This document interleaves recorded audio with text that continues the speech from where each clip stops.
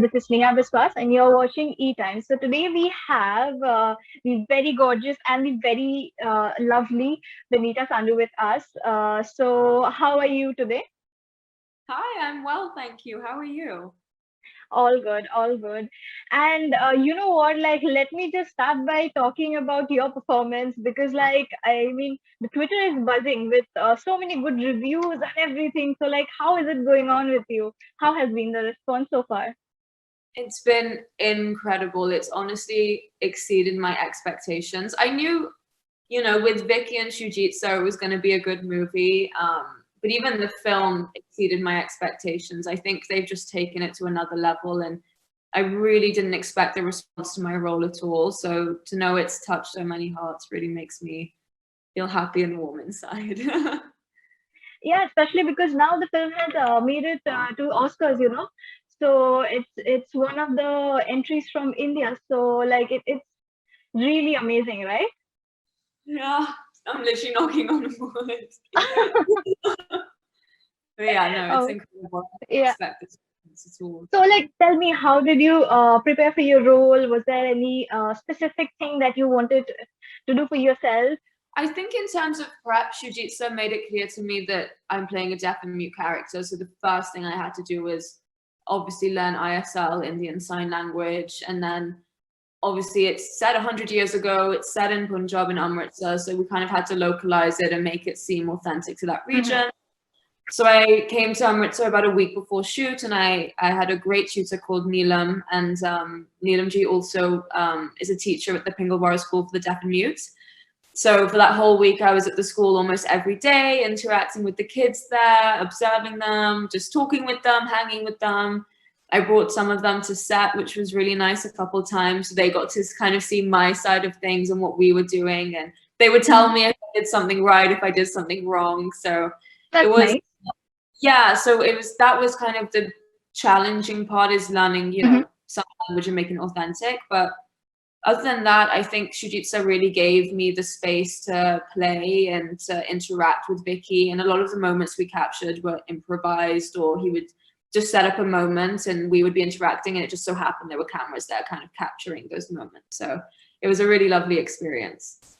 Absolutely. And it's like again, you're like working with Sujit, as you just mentioned. So like, what keeps bringing you back with his project? I mean, it's Shoojit Sircar. How do you say no? He's just a maverick. He's a genius, and Mm-hmm. I'm so fortunate that he's been a part of a lot of my career, and I've been able to be a part of a few of his movies now. And I think my career really started with him. I have such Mm-hmm. a special bond with him, and I hope that this is just the beginning of like a long work relationship we'll have together. And just even personally, he's always been a mentor to me. He's always been a guide in life, and gives me a lot of lectures, and I listen to some of them, some I tune out on. But I just working with him, he makes my job easy. If I had to put it in point blank, and I always know we're going to make a good film, so it's just a no-brainer. Why would you not want to work with a director like that? That is some, synchronization that really works out because we have seen your films before and then now again this one. So I am a little bit interested to know how much you had an idea about Uddham Singh before before landing in the project. So I remember when we were shooting October, I was speaking to Shoojit Sir about his future projects, and he had Hmm. said he wanted to make a biopic on Uddham Singh. And I was like, oh, that name rings a bell. I'd obviously heard of Bhagat Singh, and then I was speaking to my Dadima about it, and she had actually mentioned Uddham like in my childhood. So I knew always about the assassination, but I never actually knew the intention behind it, or Hmm. his life or his journey. I had no idea he lived in London for as many years as he did. So watching the film now and being a part of it and learning all those things was super rewarding for me. And just before the film released, I was with my Datima, and I was like, Sardar Udham's coming out, and she got so excited, and she knew who he was. And it's just great to be able to retell this story that is so poignant and so important in my grandparents' lives, and retell it to the youths of today and people from different countries, to be like, this is what happened in our culture and we have to acknowledge it. So yeah, it's just, as an actor, incredibly rewarding, but as a Punjabi, culturally, this has been such I can't even put it into words how proud I am to be a part of this project, honestly. Almost like a new discovery, I'm guessing. So much Yeah, about and him. I'm in Amritsar as well. I'd never been to Punjab before, and it was so weird to go to a place you've never been to before and feel so at home. Like, it was such a wonderful 10 days that I spent there, and I really wanted to go back, but unfortunately the pandemic happened. So Yeah. hopefully in the near future, when it's safe, I can. So I remember like during the pandemic, you were stuck in Kolkata for like some time. I remember. Yes, yeah. So like there were some reports about you like being COVID positive and stuff. So how Mhm. was it?